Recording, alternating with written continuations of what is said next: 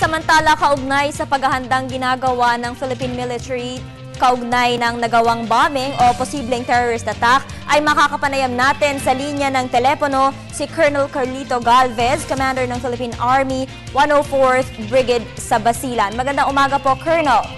Magandang umaga po sa inyo lahat. Yes, sir. Gaano po katotoo na mayroong namataan kayong dalawang foreign terrorists na pumasok dito sa bansa?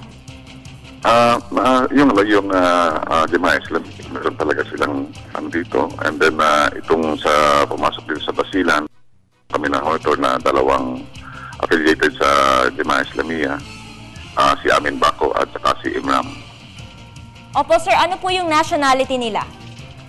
Ito pong si Amin Bako, may we are not to makonfirm kung ito'y Indonesian or Malaysian nationalist. And ano daw po ang motibo nila sa pagpasok dito sa ating teritoryo? Alam naman po natin na ang Jemaah Islamiyah, isang international terrorist group yan na gusto makagawa ng pan-Islamic caliphate dito sa Southeast Asia. Ano naman po ang ginagawa ng Philippine Army kaugnay nitong pagpasok nila sa ating bansa?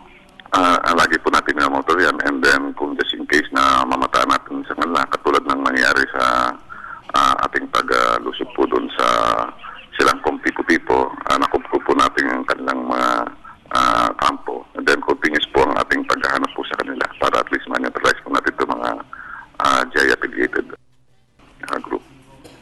Ano po ang mensahe ng ating Intel Division or Intel Reports kung ano po ang kanilang pakay dito o kung gaano po kabilis ang kanilang move dito sa ating bansa?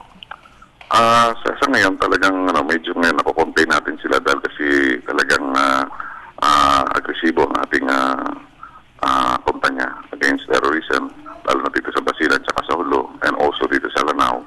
So sa ngayon we are trying to contain yung movement nila.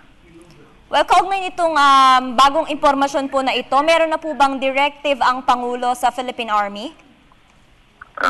Noong pa yun na talagang dito na sa Basilan na kailangan magkaroon kami ng sustained and focused military operations para at least maano natin yung mga local terrorists, including also itong mga international affiliated terrorists na JI. Panghuling katanungan na lang po, Colonel Galvez, sa punto pong ito, sa tingin niyo po ba dapat may ang ating mga kababayan at ano po ang payo ninyo sa kanila? Sa amin po, hindi po dapat tayo mabahala. Ang alam namin dito sa ganito mga terorismo ay we would like to encourage our people to be vigilant. Yun lang po ang natin at to be watchful. Pero there's no cause for alarm dahil kasi kayang-kaya naman po natin ang kanilang po. Maraming salamat po sa lahat ng impormasyong inyong ibinahagi, Colonel Carlito Galvez, Commander ng Philippine Army 104th Brigade sa Basilan.